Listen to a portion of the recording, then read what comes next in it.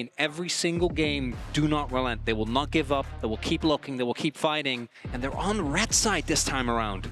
Okay, Furia opting for the red side of the draft. We are pretty deep into Fearless at this point. This is when Fearless truly gets fun, I think, the Game 4s, the Game 5s. However, one thing has not changed the entire series long, and that is G2 banning Misfortune. Yeah, I do remember at the beginning of the year when you guys just kept getting free zeros. Oh, you say we kept getting dragged to 5 games. We had like 4 or 5 gamers in a row. We didn't get a Game 4 until like May or June. Yeah. It was a while. Well, then you finally got to experience Fearless. That's fine. I know, but I was so jealous of you guys for so long because I just wanted the Game 4s, the Game 5s. But you know what? What's that? I could see a 5th game. Especially given how that 3rd game played out. I don't think it's beyond the realm of expectation, as there is the Mundo ban. Even though it didn't end up working in the final game that G2 played it in, it is still a pick that obviously has been gaining some notorious clips that I'm sure everyone has seen. Oh, yes. Of, Mundo 2-tapping people, as we do see a Neferi come through still, despite all the nerfs. You can reset turret aggro. That's really the main thing. Any type of invulnerability window is so much more powerful than it might first appear when you read the tooltip. So that's locked in. That'll be there for Skewmon or potentially for Broken Blade here on the side of G2. Looking at our bans, it is that Misfortune banned away from IU, like I already mentioned, alongside Gwen and Senna. And then over on the Furia side, they will continue banning Twisted Fate alongside Azir and the Mundo that you already brought up. Furia, their first pick of the draft will be the Ashe here for IU. Ashe to come through. Might be looking towards something like an Ashe and Braum. That is a combo we've seen a lot. Does have a ton of power. Now, an early Nocturne to come through here. Obviously, most likely know the matchup going to be playing into the Neferi. I do think the Nocturne is a pick that is somewhat reliant. I'm actually not the biggest fan of the Nocturne Orianna combo. I feel like very often it is kind of bait, so I'm not too bothered. What I do think is unfortunate is that a champion like the Annie is taken away. And if you don't lock it early on, I think the Aurora is also definitely going to get banned. Really, any champion that relies on finding a way into the enemy backline is going to be bolstered to such an insane degree. Right. Nico is another. I think Nico Nocturne, particularly if you want to get really crazy with it, you can flex the Nico. I do think that this is going to go towards the support, especially because with an Ashe, picking up a Renata would always feel great. Yeah, we've got that Nico locked in for the side of G2. Very powerful engage or counter-engage champion. Also one of the most ultimate reliant champions in League of Legends. Nico without ult versus Nico with ult just feels like an entirely different presence. And okay, Kalista picked up for G2 to deal with the Ashe. Ashe traditionally though, I feel like is one of those characters just being able to slow Kalista down so easily is pretty effective against it. Yeah, it is. Since the changes, it's not quite as much of a quote-unquote hard counter. I still think Ashe is fine into it, but really my question is, what is the support answer going to be? Because that is something that I think is a lot harder. That is a classic. It's the Seraphine to come through, and the team of G2 thus far, it's only short range, right? You're looking at a team that is forced to come into you. So Seraphine and Ashe. Seraphine with any slow on her E will get a root. If you get a root already, you can even go for the stun. And the ultimate value that you can get is insane into the amount of short-range characters that are there. And I think it's even further bolstered by the fact that normally Seraphine's ult does take some time, right? It's like Renata, the wind-up is relatively slow. Yeah, she has to do the noise and then the ping. Well, you see the animation. There's a Nocturne in the game. So you've got all the time in the world. It gets a lot harder to reliably get out of dodge. Okay, let's see what we get in the second half here for the bans. There it is. There's the Aurora that you were talking about, something that requires that setup. G2 are thinking the same thing. They don't want to deal with that. The Galio banned out by the side of Furia. This is one of those champions I feel like if you're Nocturne, you're diving into a valuable target. The last thing you want to see is the giant hero's entrance emblem light up below them and immediately stop that engage potential. So that's their first ban. I wonder if they're going to continue to target those counter engage types. Cassiopeia, another champion that is excellent against short-range opponents. Are they looking towards like an R4 Scion here? It's kind of what I'm wondering about, because there is, and I think it's unlikely, because I think Kalista and Nico is such a strong duo, because you can also throw the Nico into the enemy team, right? And Nico has a lot more playmaking space because of the Fate's Call. But there is still the potential for it to be flexed. We haven't just seen it recently, but there used to be a time where you could legitimately also play it mid and jungle. As the Silas also gets taken away. No, that's not what we'll be seeing. No. We're just going to play Akali. All right, we've got the Akali locked in here. This is a pick that, if I'm remembering the playoffs correctly from LTA South, this did not work in their initial game, their initial series, excuse me, against Pain, where Furia initially got knocked down to the lower bracket, but then they're confident enough to slam it again in the final, and it does work.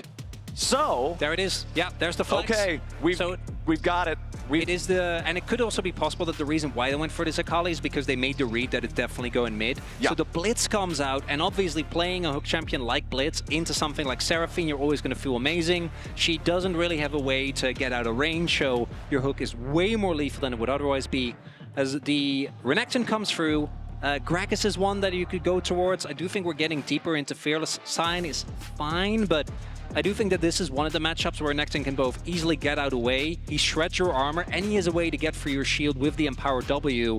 So definitely a matchup where I think you're a little more... If this was an Ornn, I think you're feeling great. But obviously, Ornn after last game, not available. Right. Fearless taking that one out. Also, the thing that I'm looking for is the setup for Lebrov's pulls. Obviously, you know, if you're just got that God hand energy and you can find those pulls constantly, great. But a lot of times you also want to run it with something. We've seen G2 run it a lot before with the Maokai in particular. Fire off the ulti, pull whoever gets grabbed as long as it's not a super meatball tank, and then just try to burst the guy down, right? But this time around, we're going to need to look to see that setup from somewhere else, or just full faith in Lebrov to hit the pulls. That is always the thing with Blitzcrank. You need to hit. Yeah, you're almost all of your champion power budget is tied into these hooks, and any bot laner is a good catch. If you get Ashe, if you get Seraphine, you're going to be very happy. Great. Obviously, Akali realistically should get hooked. Nocturne has a spell shield, and then if Sion gets hooked, Whatever. It's Sion.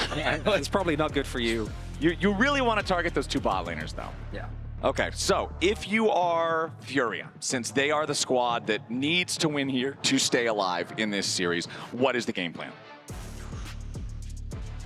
For certainly, try and make sure that early on nothing happens, right? You want Nocturne to get to 6. With the Wukong, I saw some pre-6. Don't do it. Okay. No pre-6. Resist the urge. No pre-6 Nocturne gangs. Everyone just play a stable lane. I don't think there's that much kill threat on the enemy team pre-6, so just play it slow. Keep it cool. All right, well, right now we can see everybody grouped up together. When there's Blitzcrank in the game, the chance of level 1 shenanigans spikes very high. And Furia does not want to partake in such activity. So instead, it's going to be the 5-man invade here into the bottom side Triburst, but they're walking over a ward. G2 knows that Furia is here. They're going to drop a ward there, and when Furia doesn't come up that way, okay, now they'll walk through. G2 knows where they're at, but it doesn't look like they want anything to do with it. G2's happy to just be like, no level 1s, play it standard, play it safe. And Furia, they'll get the vision down there with the red buff, but that's it. And I think if you're G2, it's pretty obvious there's a ward here since you placed that ward down on the back end of the red buff, and then it took an extra second or two for all of Furia to show up. You know they stepped off into that side brush, likely to drop the ward, and so they'll sweep that one away for free on the G2 side. Now what that does mean, it allows Jojo and IU to gain control of this brush level 1, and additionally, there is no way for Lebrov to clear a ward, right? So if they get vision here, it's quite obvious there is the hook. Yeah. But I don't think you win that trade. That's the problem. Like, just the hook is not enough, and that's the level 1 that you're looking for. Yeah, the 2 range champions versus a guy who is a hook and that's it. Sure, you can hit the hook. Here's our shields. Here's our extra damage. Here's Seraphine's high notes. Here's all of the damage from the Ashe. And that's immediately a level 1 recall from Hans Sama. This is not an Ezreal or an AD carry that runs a teleport. Hans is just going to have to walk it all the way back to the bottom lane now as IU and Jojo push the wave. And Hans, for me, has been the standout of the day. I think he's been very solid in every game. I mean, it's definitely the bot lane's fault, but in this case, right, what can he do? Once the hook comes through, you do have to commit. I think the call there should have just been let them hold off unless you have support. I just don't think you win that, even if you do hit the hook. As we saw, shielding comes through, and the early Ashe damage with that lethal tempo is just a really big deal. And it's not going to be enough to just get this lead, right? I think we do need to see Jojo and I keep playing out this lane cleanly, because the big thing is, like, yes, you get control of the lane, but Tatu, is he fine? I think he's fine. Yeah, he's fine. I think he's okay. fine. Yeah. But he is not just only farming pre-6. Broken Blade with the control, with the shove up here in the top lane. Tatu just wants to scrap. PvP at level 3 for this Nocturne. Broken Blade jumping back in after Gigo here. Gigo gets his shield immediately popped by the Ruthless Predator. There are some things transpiring here that I don't quite understand. Yeah. I'm pretty sure Broken Blade took like at least a turret shot for the lane to get to this state. And then if there is a champion where just full clearing is very acceptable, I do think it's Nocturne. Yeah, like, I would agree. So, even more so than with the Wukong, I'd argue you're so gated. Although I guess if you do find, you know, there are some matchups where, as a Nocturne, you're actually a really strong duelist because of your fear, as well as the extra AD you get when you stand on your Q. Yeah. But it's Neferi, you're not going to be able to. Ooh, nice pull there from Labrov. But the counterattack, it's still Furia's duo who comes out on top in terms of the status of the health bars. I feel like unless Labrov is hitting one of these pulls, dragging somebody underneath the turret where they can't fire back on Furia's side, Furia is just outgunning them after the fact. Tatu stepping up here. Skewmon wanting to steal away some chickens. He does go back in to get that, but the Fear Tether still finds its mark. As Tatu's ready to flash follow on the Shadow Path. Skewmon tries to get away. A little bit more damage will do it, but no! Caps with a nice double binding through the Tangle Barbs. This early game, Chronicler, is madness. Yet no one has died. Well, hold on now. Remember, the top lane has been the location of first blood in all 3 games thus far, and Broken Blade does not want that to be the case right now. It's a fist fight. Yeah, it's just we're it's a back alley brawl. I'm wondering. We'll need to see in the replay, but I'm not quite sure. I thought if Toots goes for the flash Q there, it definitely gets the kill. But maybe he didn't have the energy to go for the Q. Not quite sure. As yeah, we're just continuing this because why not? This is a Renekton without flash, but he is still a Renekton, so... Oh, that's a slice and dash used! Yep, they wanted to get the E, and then you bring up the Nocturne. Now Gigo finds a little bit more damage with another Decimate, and for the 4th time in 4 games, First Blood is top lane. Furia on the board. Tatu, he might not be farming camps, my friend, but he's farming champs. That's fine, he's level 4, who cares? Yeah, he's getting the kills, okay? He's got it. Getting summoners. And jokes aside, an early kill on Nocturne is obviously very valuable. One of the junglers that can really carry when given a lead.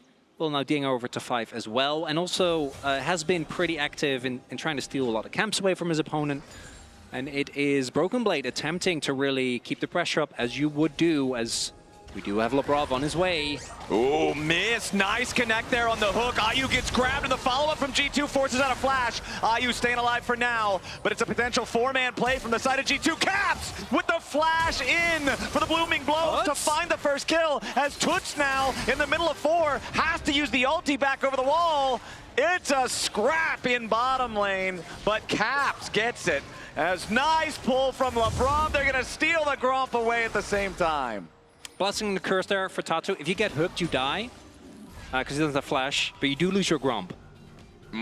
It's painful.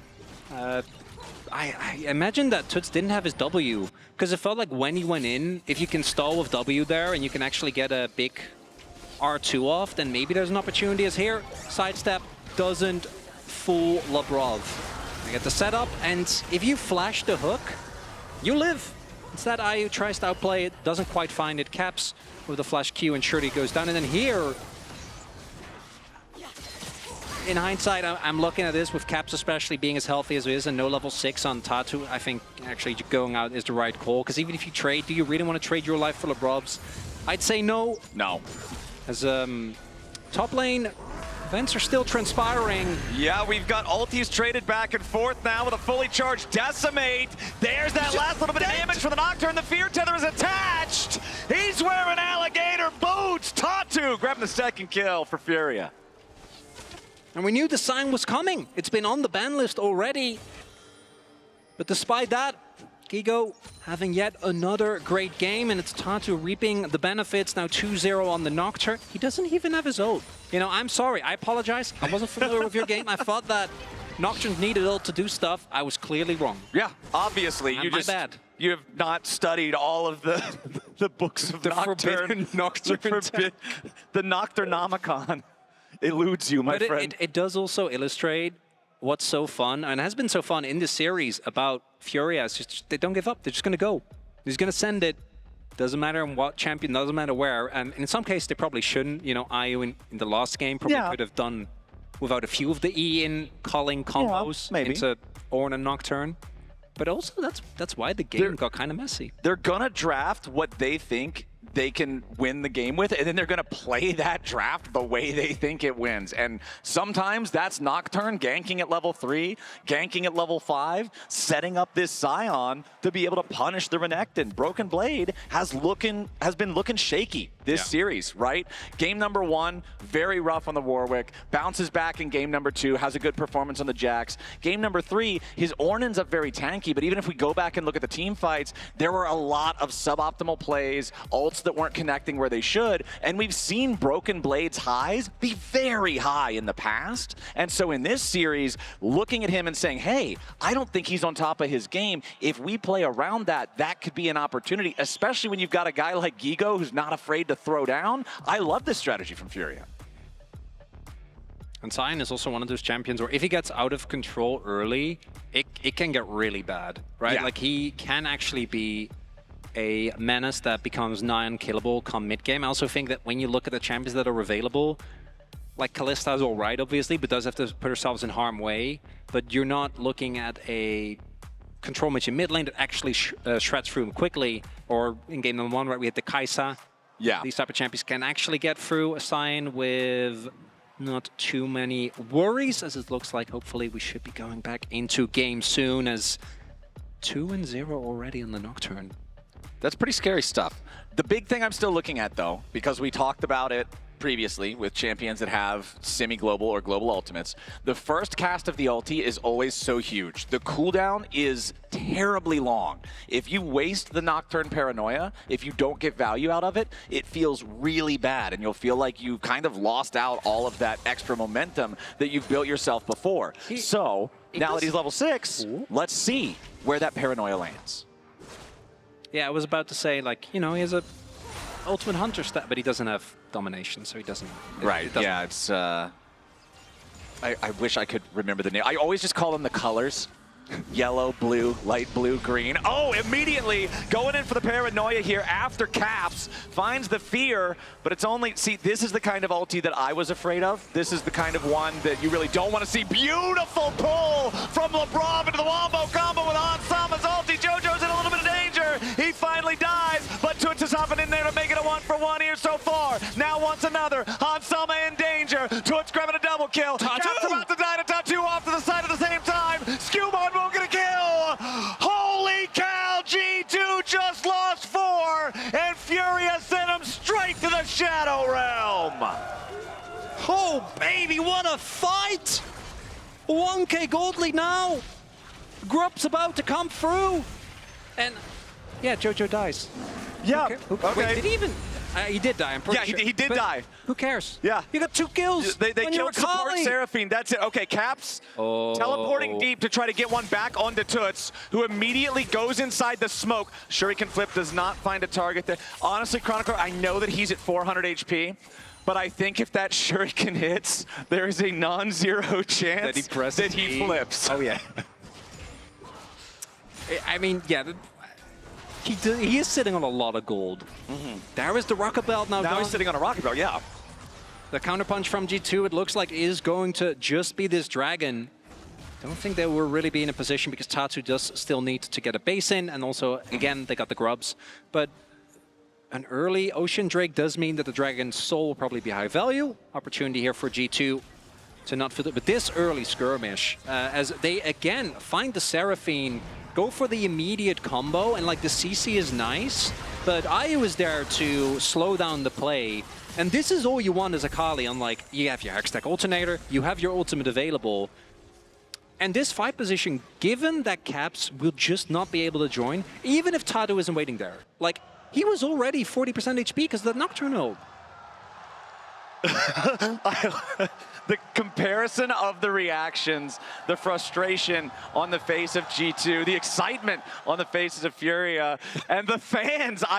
If you've never seen the cams of the Brazilian fans cheering on their teams, you're missing out, man. It's one of the most passionate fan bases in League of Legends, and they couldn't be happier seeing how Furia is starting off the first 10 minutes of this game. They are up just shy of 1,000 gold, but G2 does have the first Drake for themselves. Grubs ended up getting split 2-1, so I do believe this is the first game we don't have a full 3-0 Grub take for either side, but Furia will still get credit towards the Empowered Shoes for that.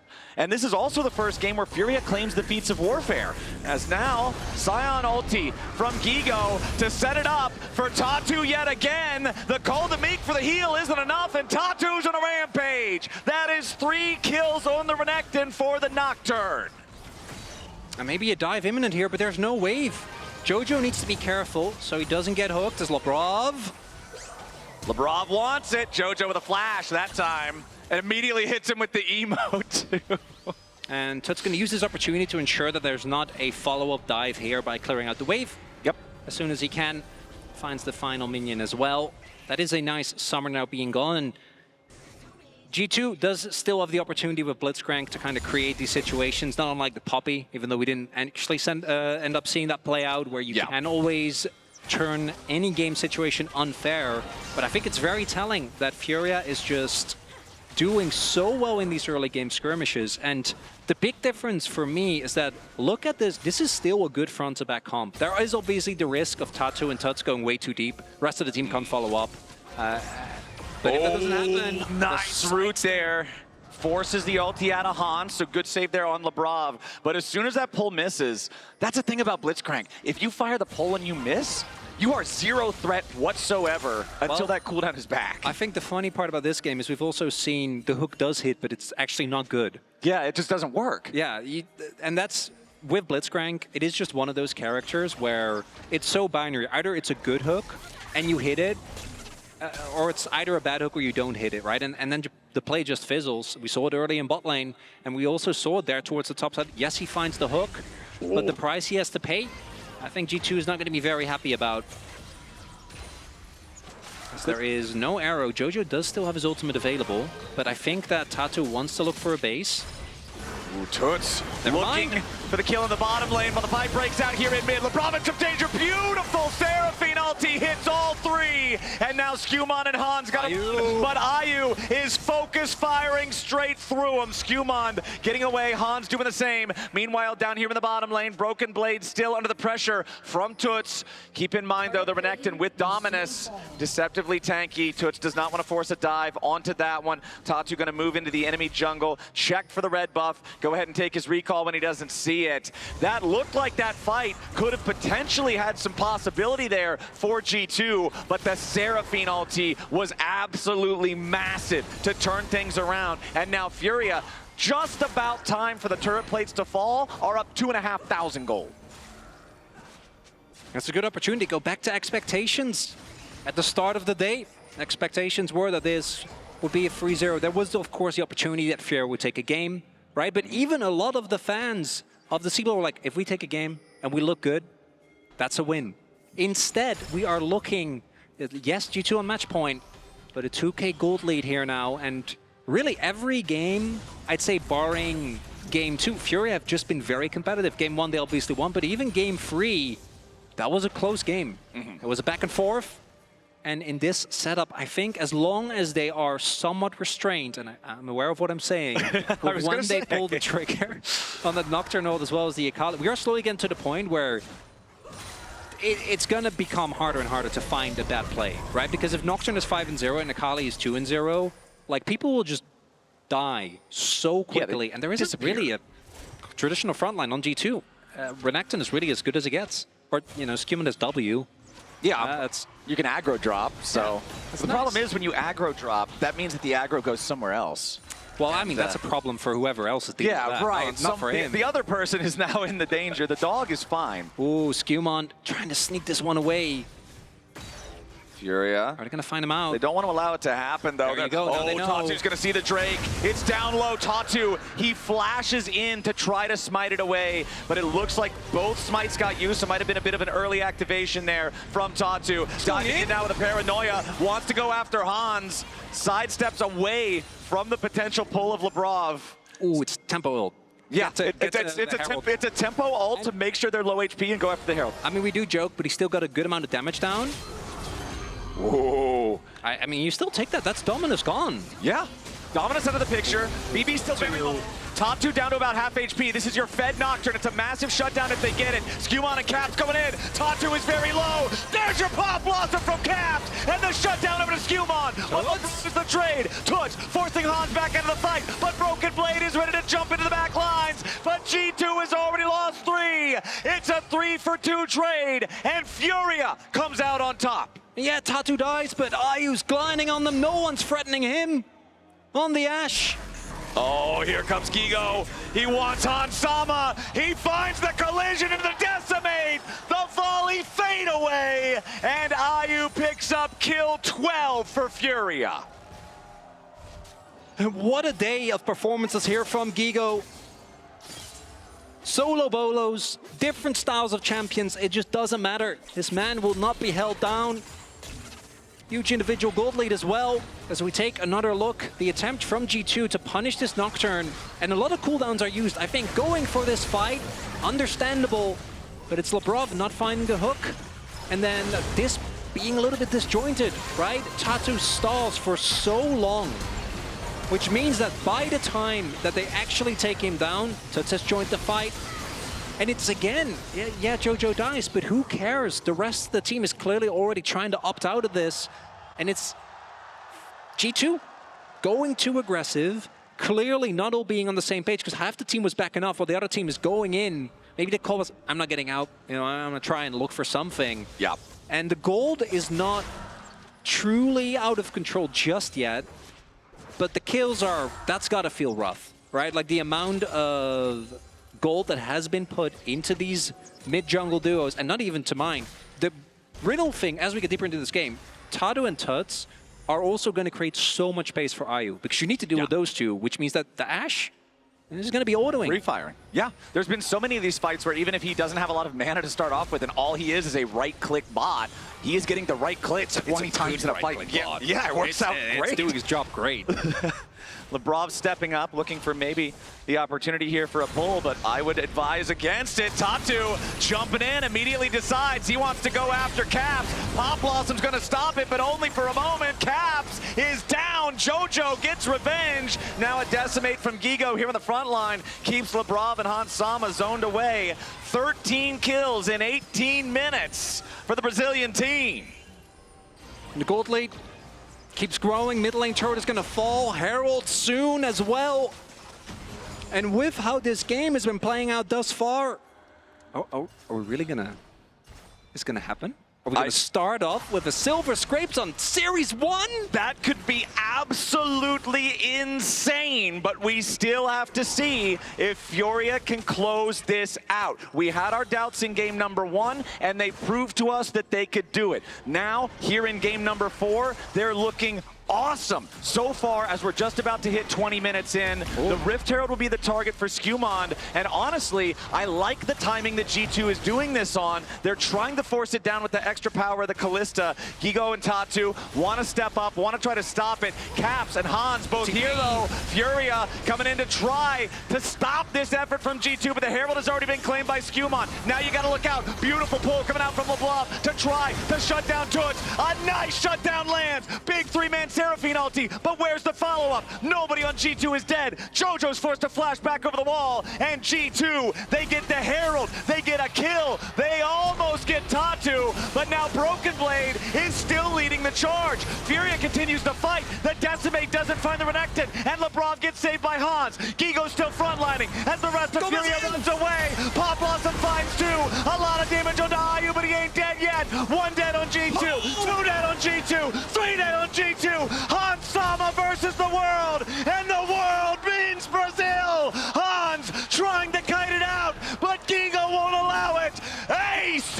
Furia! Quadra for Gigo! As Gigo gets 4! What? G2! They could have just left it at that, but no! They try to get more. The sums they got, because this attempt from Furia, it's just a little bit too much. Jojo isn't quite in the position. They immediately get so much damage down onto the Sakali. Nice hook from Labrov, gets him out. But that stalling out from Jojo, I think, actually ends up being big. And then you can just leave it at that, right? You got a bunch of cooldowns. Yes, you won't get Tatu, but it's not the end of the world. But instead, they keep going into this choke point. And Seraphine is one of those champions where if you get more rotations off, you end up sustaining so much. These small choke points are huge, as Gigo hasn't died yet, but maybe using his passive this time around. That is a 1,000 gold shutdown. They have to give this to the right player. Skewmon will be the one to take it. Big shutdown for G2. That was a very fed Scion. That is a top lane that has Otacon that spawned only 1 minute ago. That is a G2 that still has the Herald in their inventory. And this is a big punch coming back from the LEC. After Furia had been dominating so far, it's Otacon for G2. They're going to slam the turret into the tier 2 turret at the top side at the same time. They should be able to get the gold from this. Ash Arrow collides, but it won't be enough. The turret's still barely hanging on, but the extra damage from the one Void Grub is enough to force it down. At the same time, mid lane tier 2s have been taken by Furia in the mid and bot lane. Tatu trying to stop the backs, but he walks too close. Labrov with another beautiful pull, but the ulti over the top slows it down. Shut down over to Skewmon. Broken Blade in trouble. He's gonna die now as Skewmon tries to jump back over the wall, but Gigo's ready to chase. Make that 2 dead in G2 jerseys. Labrov and Hans on the run, but Gigo, Ayu, and Jojo are all ready to chase. And the mayhem continues. As Tatu goes down, G2, they get Otacon. And I think that's them making the best out of a bad situation. Thanks to them getting that inner, the gold lead stays relatively even. 4.7 now. I think it was 4.2 by the time the play began, but obviously you do get a decent amount of value with the Otacon. But man, this 4th game, Dragon has been found in its Hextech again. Loving me some Hextech gate action, but it also means that the relative value of these Dragons does go up.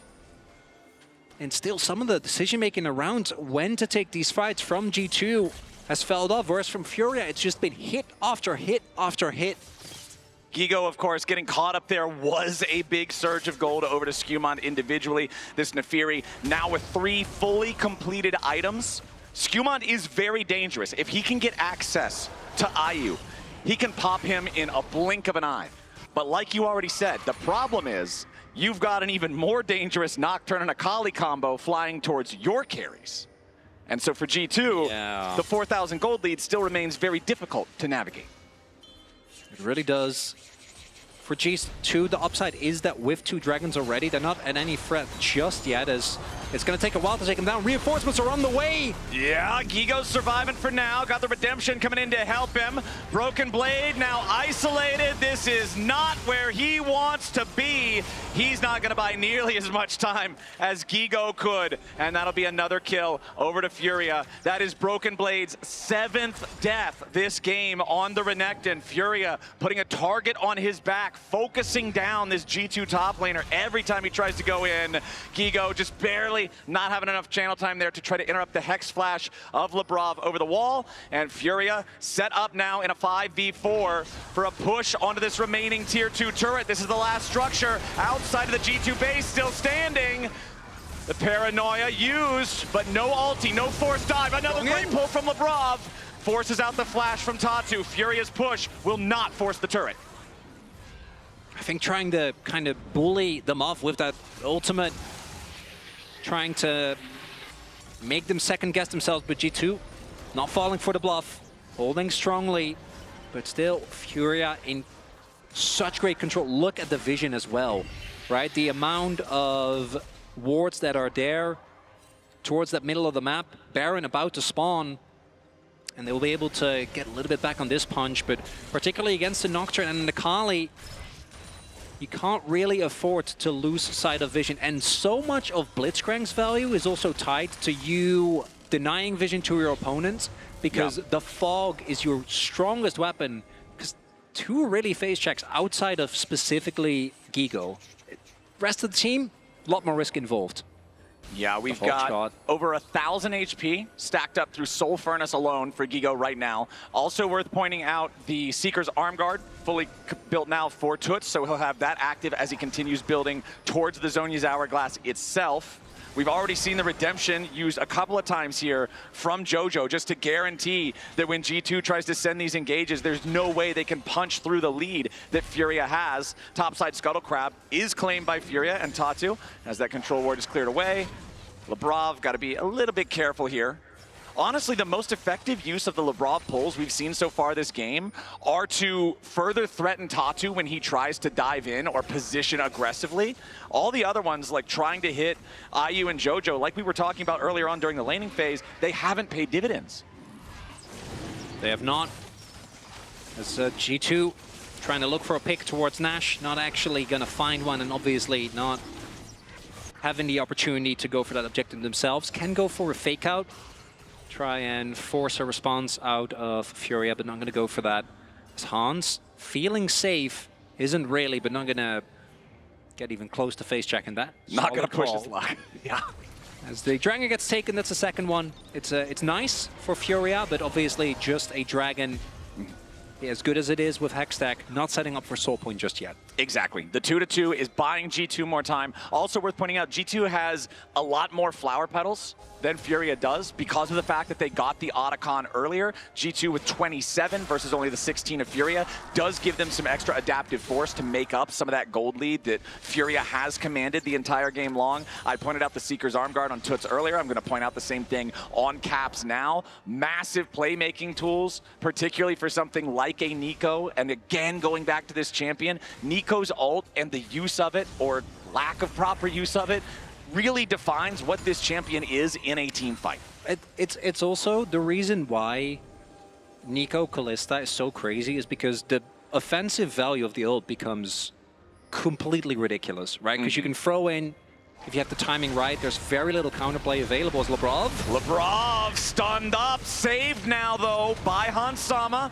Gigo looking to cut off the further escape route. Nice pull in from Labrov, but a nice Seraphine ulti over the top guarantees the kill. And now that's one dead on the G2 side. Caps goes for the Pop Blossom, but a nice use of the stasis keeps Toots alive. Caps getting away now as IU goes on a rampage, and the game goes into a sepia tone. The pause at the end of an explosive fight, man.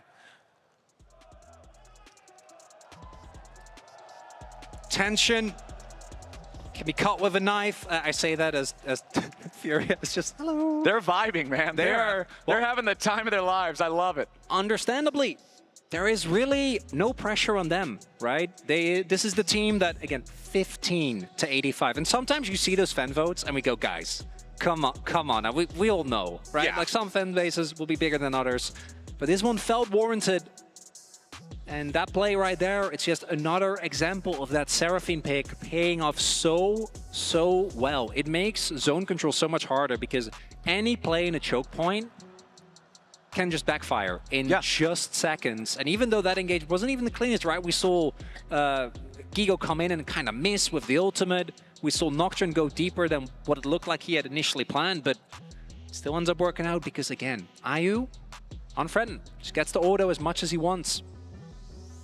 This is a very scary look for Furia. They are actually playing so smooth right now, making sure that they're playing around what they think is going to win them the game, right? I was talking to ThinkCard yesterday, asking about the team, asking him a couple of questions about what he expected, what to expect of them, and I said, who should I look at if I'm looking for a big pop-off play, if I should look for like a big moment? And he told me that Tatu and Gigo are the ones who are going to find the fight angles and they are going to find the pop-offs. And if you're looking for just turbo carrying a team fight, IU's the guy to look like. And I feel like, IU's the guy to look at, excuse me. And I feel like this game is showing us a lot of that. Tatu and Gigo have been finding these moments. Unfortunately for Broken Blade, a lot of them have been at his expense. But then every time we're also seeing these fights, IU is constantly pumping out damage. Again, even if it's a fight that breaks out where he's not the main character, he's always maximizing his DPS. And Fury has just been a lot of fun to watch today. They really have been. Will be something with the position that they're in the game right now, right? Things are looking peachy. We'll have to see as we get more info. I'm sure we will update you guys. As you know, it's a classic. Yeah, NA versus EU. Yeah. Well, I'm personally not emotionally invested, but I do enjoy watching you guys fight it out. Yeah, it's great. This is now it's just A versus EU because we have the Americas of course, region. Yeah.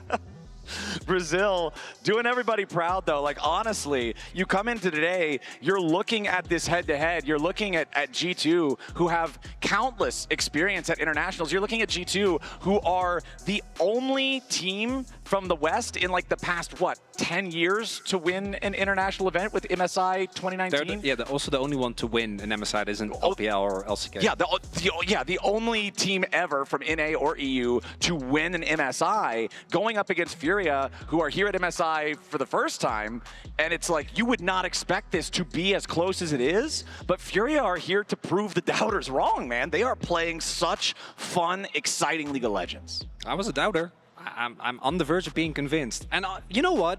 Really, without this, even if this game ends up G2 pull it back, right? They win 3-1. I'm still gonna be convinced. Like we're past that point. They don't need to win this game. They don't need to win the series. This is already a super exciting and wonderful performance from this team. Yeah, that I think warrants a lot of talking about, and I'm sure a lot will be said. Oh, we don't know the outcome of this series yet. I'm sure there are already. The discourse will be. I'm sure there are already hundreds, beautiful. if not thousands, of comments between the Reddit and Twitter threads already. But I do have an update. They are currently investigating a bug report on Kallista's ultimate. I'm not sure what the specific bug is, but it was something to do with the Kallista ulti. We will give you guys more info once we know it, but that's about all we've got right now. And usually I feel like it's the ability bugs that take the longest to resolve because they're always so technical. Yeah, I was getting a little worried because we'd been on track for way too long. And for me, that's getting increasingly difficult. So this is actually great. Yeah. We're in your comfort zone now? Yeah, we really are. Because I don't know where we are right now when it comes to the Korean time zone, where I am still, you know, kind of operating mentally, but it's late. I know that.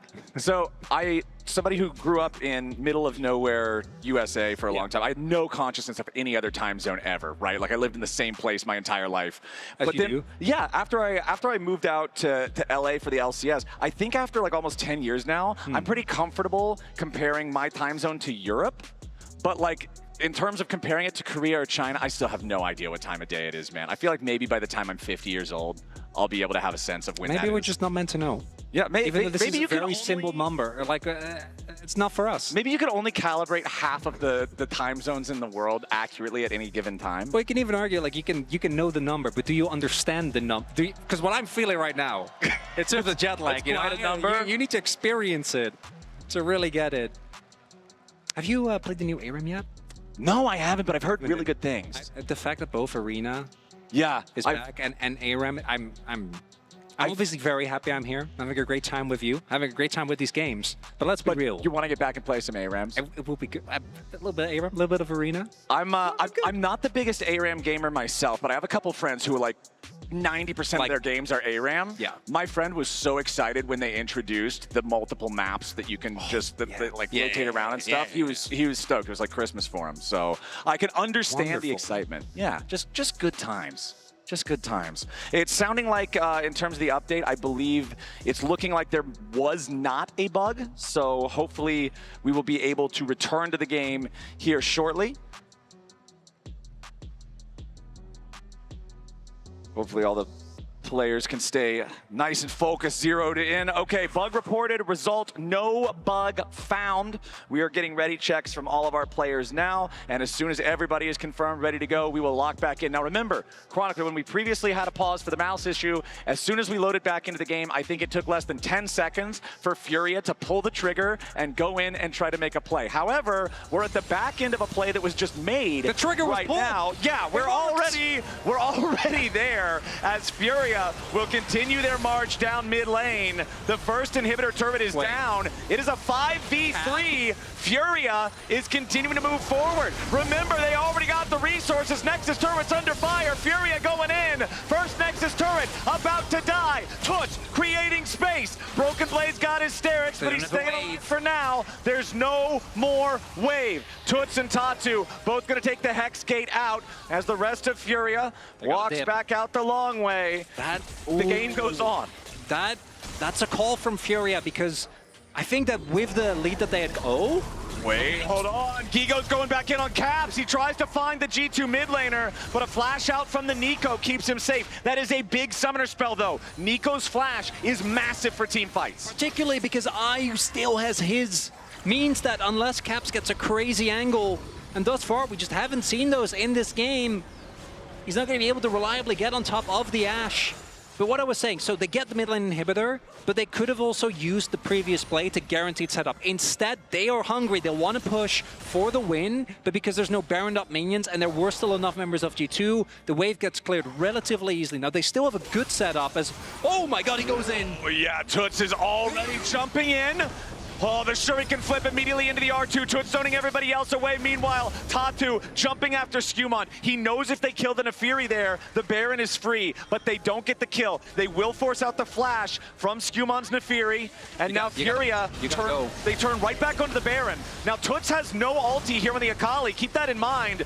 Broken Blade taking a turret down there in the bottom lane at the same time. He's got a TP if he needs to join up. Here comes BB's TP right now as Furia is trying to put themselves in position. LeBron already missed the pull. Now you got Toots making space yet again. Going gold, buying time. Caps goes in. Massive pop blossom. Zero follow-up. Toots stays alive. Jojo with a Seraphine again. The team fight battery as LeBron will die to the fear tether and Furia is marching down mid. It's happening, Flowers! Furia with the push. They got to make sure they try to interrupt these backs, though. Tatu, he'll stop Skumon for now. Where's the wave? Hans is cutting it. G2 keeping themselves alive with this. Just do Nash. Nice arrow. It's fine. Okay, we're not done with the game here just yet. Hans bought time. They'll have Nico. Oh boy. No, they are not going for the Baron Flowers. They want to bring us to game 5 right here on this wave. Maybe we are going to the end of the game right here. They've got the wave. They've got Gigo with so much HP. They'll pop the paranoia as Broken Blade tries to cut the wave. Furia want to force the end of the game right now. Redemption comes down. Broken Blade tries to find pressure under the back line, but he won't get it. The Lax Nessus turret still barely standing. Caps goes in for another pop blossom, but he will not get it. Ladies and gentlemen, in the first series of MSI 2025, we are going to Silver Scrapes. And the previous push doesn't pan out. The wave gets cleared. And I keep talking about the Baron, and Fury says, no, we don't need Baron. We can just murder them. And as the wave does get cleared, it's already too late. So much damage being done. IU attacking, unrelenting. And we're about on our first series, 100% Silver Scrapes rate. This is an incredible start to MSI 2025 as Furia push G2 to a 5th game. Let's head over now to the analyst desk.